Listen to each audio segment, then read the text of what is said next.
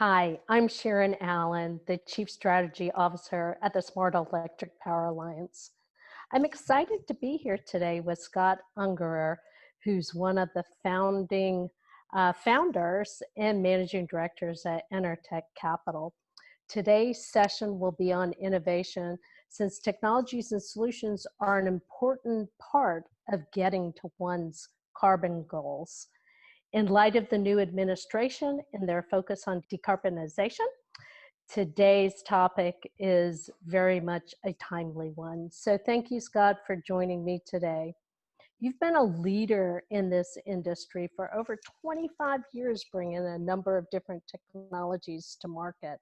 And so to begin with, I'd like to just hear from you on innovation and what it means, since you obviously have lived it a good portion of your professional career. Thank you, Sharon, and I'm greatly honored to be on the CEPA show here and be able to chat with you briefly here today. So yes, I've had, I guess maybe I consider it the luxury of being part of innovation in many aspects, you know, both working with early stage companies, and then EnerTech actually was a corporate venture capital unit that I created, 20 some odd years ago that, so I came out of the large utility environment. So I've seen this from both sides. Innovation is a topic that most people immediately think of technology when that word is spoken. But I will tell you that technology is what we would only consider to be table stakes in innovation. It's really a base that needs to exist, but there's many other elements of innovation that come into bear. Business models, revenue models, and then the whole aspect of how do innovative companies work with the large industry incumbents in a way that's effective for both parties. That's a mystery that we're still seeking to find.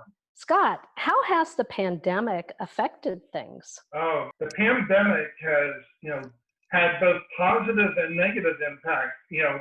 I'll say, it may sound strange, but there's actually been some positive aspects. On the negative side, companies, channel partners, clients of early stage companies, many have incurred a cash crunch of large dimensions in some cases. And a lot of times what happens in those situations is innovation is turned down, as the thinking is that a lot of innovation is outward facing around new products and services and trying to make things positive for the customer. And they think that there's a lot of large companies think that is somewhat optional, and they need to refocus and keep the core business going. Now, on the other hand, the refocus on the core business opens up innovation opportunities. I can't tell you how often I hear the word, a digital technology strategy. And that strategy, as they're talking about it now, post-COVID, is to improve internal operations and efficiency and get a next step change in cost reductions that just can't be, achieved doing it the same old, continuous improvement way. Well, I've been doing this for a long time, as we mentioned at the outset.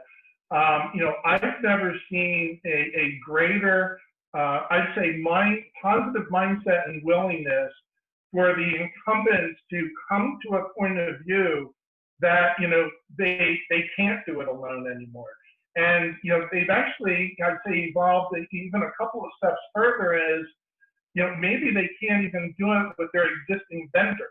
The level of creativity that they're feeling pressure to identify and implement is even a step further. So that means that they're most likely going to be reaching out into smaller, earlier stage companies, which there's tremendous creativity going on there, tremendous technology development that, it actually works.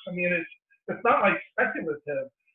But they're still early in their cycle of getting the market to recognize that these technologies are legitimate, they can be delivered, and they have staying power. And the larger companies are trying to figure out how to deal with a partner base that now has a different risk profile than the partner base they dealt with in the past. How does risk play a role as utilities look to innovate?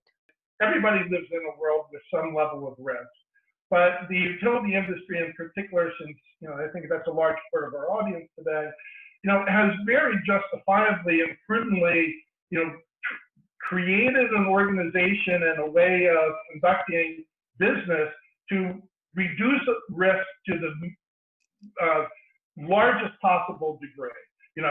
Eliminate risk would be ideal, but absolutely, reduce the risk so that safety and reliability are not, jeopardized. Well, as you deal with innovation, you can't take all of that, same approach. It has to evolve to a risk management of a portfolio, so that you have to recognize that not everything's going to work with the same degree of probability. There's going to be some failures. So just like in creating, the capacity to make peak, you need some reserve to, kick in when there's part failure. So, working with early stage companies, if you need to build 100, you probably need to build 110 or 115 of whatever it is you're talking about to give yourself, a degree of freedom for things that don't work. So it's adopting a risk management profile in your mindset and then implementing that in your decision process. And do you see some forward-leaning utilities starting to do that? I see utilities trying to determine how to do that. Okay. It's an acknowledgement, first is that it's an issue. And I am, so pleased to say that we've had several approach us about how do we as large utilities work with smaller innovation companies? What are the challenges? And it's not just utilities to the startups. The startups need, I was speaking on their behalf since we invest in them, need to make some acknowledgments and changes as well. So there's a middle ground to be found. But the idea that that topic is even put on the table is an indication of a massive step forward. Because I do believe that once people identify something as a problem, this industry is tremendously great at solving problems. They just don't necessarily have the problem to find problems. When I look at that of our generation supply right now, we only have 40% of the generation supply that is non-emitting, and with a focus on decarbonization, that over this next decade is going to drive significant capital investment, and that capital investment to connect those new cleaner technologies, whether it's generation or cleaning up an existing type of generation, is going to be very, very important for this nation. So doing the things that you've talked about and how you manage a portfolio and from a risk perspective becomes really important. What one piece of advice would you give to utilities who need innovative solutions to meet their carbon goals? The one would be to reach out, into your service territory and your region as a leader, and establish your goals as a region's goals, because many of these goals are extremely aggressive. Hey, I'm an old supply side guy, and making a turnover in the composition of the supply at this level is a dramatic shift, and it's I'd say virtually impossible to do by themselves. So it's developing a partnering mindset with the communities and regions around them to make this a regional goal, and then find ways to allow and enable all of those elements of your region to participate. Wow, that's great advice, Scott. Really appreciate it. I'd really like to thank you for your leadership and the time you've taken today to speak with me, and for all the great work that you've done at EnerTech. For those of you that have been watching and you'd like to see other sessions, please go to cpapower.org or subscribe to our YouTube channel.